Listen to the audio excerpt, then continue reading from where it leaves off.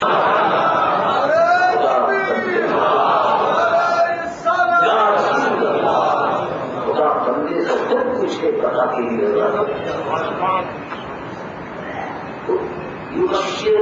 ربهم برحمة منه ورضوان اللہ کی رضا حاصل ہوگی، اللہ کی رضا اس کو حاصل ہوگی. اور آپ کو سنا کیا کیا اشارے دیتے ہیں؟ یبشرهم خوشخبری دیتا ہے رب برحمت منه اپنی خاص رحمت، ورضوان اپنی رضا، وجنات لهم فيها نعيم مقيم اور ایسی جنت کی خوشخبری دیتا ہے کہ جس میں نعمتیں ہمیشہ باقی رہیں. نعرہ تکبیر، نعرہ رسالت. رب العالمین کا مجاہدین پر خاص انعام ہے. اسی طرح دیکھا صحابہ رضوان اللہ علیہم اجمعین ان آیات طیبات کو سن کر کہ رسول اللہ صلی اللہ علیہ وسلم تنفیر جہاد تیار ہو جاؤ تو رسول اللہ کا منادی مدینہ منورہ میں جہاد کا اعلان کرتا. کیا اختلاف مدینہ منورہ میں نظر کرتا لوگ جو کرتے ہیں مجاہدین سب کا پہنچ کر نام ہوتا. جیسے آج افغانستان کی سرزمین پر بارود کی بارش ہو رہی ہے، بارود کی بارش ہو رہی ہے. افغانستان کی سرزمین پر عیسائی قوتیں یہودی، ہندو، امریکہ اور روس اور برطانیہ اور فرانس کفر کی قوتیں متحد ہو کر افغانستان پر بمباری کر رہی ہیں. بے گناہ بچے ان کی لاشیں تڑپ رہی ہیں اور بے شمار عورتیں جن کے سہاگ لٹ گئے ان کے رونے کی آوازیں آ رہی ہیں. اب صورت حال یہ ہے کہ ایک لڑکی نے ایک زمان اٹھا کہ ایک لڑکی نے یہ کہا خلیفہ میں تمہاری بیٹی، اس لیے کہ مملکت کا جس پر برات ہوتا ہے اس کی حیثیت بات کی ہوتی ہے. میری عزت کافر لوٹ رہے ہیں. خلیفۃ المسلمین کے دربار میں ایک شخص پہنچا اور دربار میں پہنچنے کے بعد کہا کہ ہندوستان کے ہندو راجا ظاہر مسلمان عورتوں کو جو سزائے اسلام دی تو سری لنکا سے آ رہے تھے باہر لیا اور ایک عورت فریاد کر رہی تھی ایک بچی،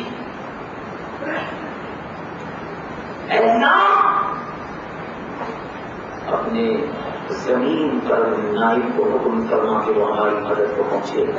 کہاں ہے مسلمان کا بادشاہ؟ اچھا اس نے مجھ کو آواز دی، آپ کو آواز دی، کہاں میں اس کی مدد کو پہنچتا ہوں. آپ نے دیکھا خلیفۃ المسلمین نے محمد بن قاسم کو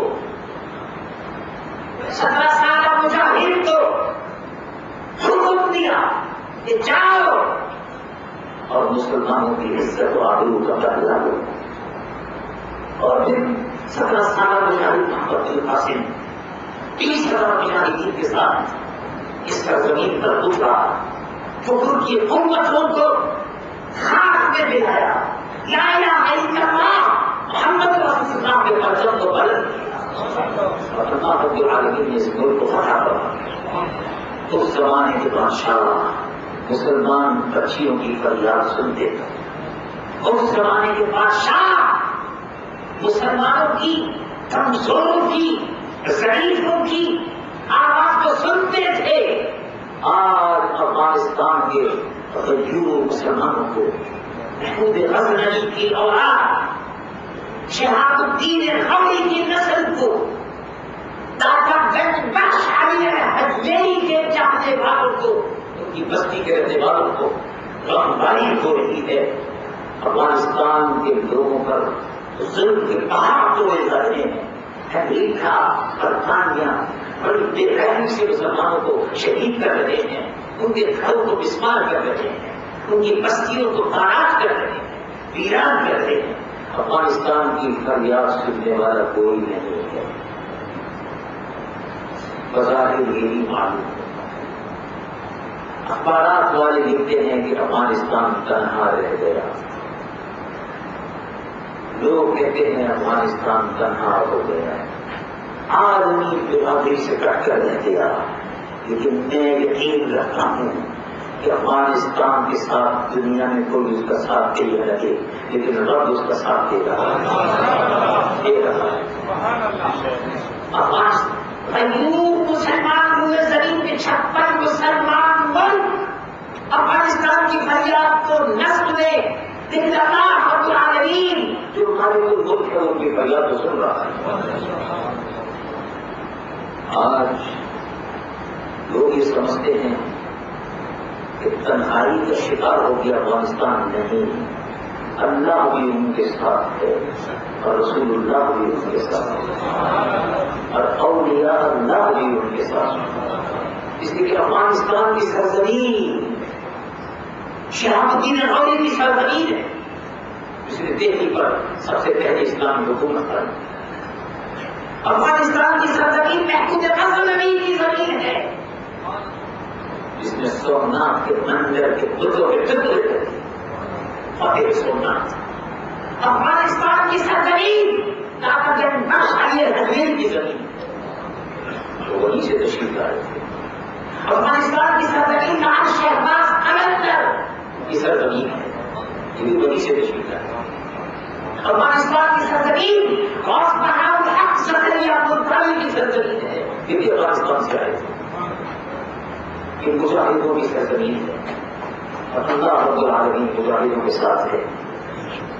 وقتی طور پر محسوس ہوتا ہے کہ افغانستان کے مجاہدین کمزور پڑ رہے ہیں، لیکن کمزور نہیں ہیں، کمزور نہیں ہیں. جل جلالہ ہمارا شرم ہے اللہ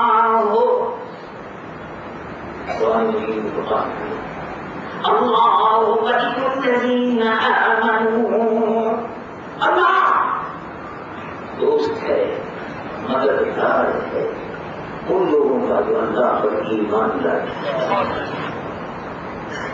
آج افغانستان کی سرزمین پر بارود دیکھ رہا ہوا ہے، چاروں طرف آگ لگی ہوئی ہے، لیکن انشاءاللہ وہ وقت بھی آئے گا، وہ وقت بھی آئے گا.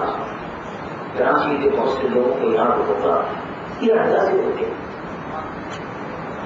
1980 کے عشرے 90 کے عشرے میں روس کے خلاف افغانستان میں جہاد ہوا. اس زمانے کی تقریریں موجود ہیں. میں کہتا تھا اپنے رب کے بھروسے پر کہ انشاءاللہ افغانستان کی سرزمین پر دوسرے پر ہوکر رہے گا.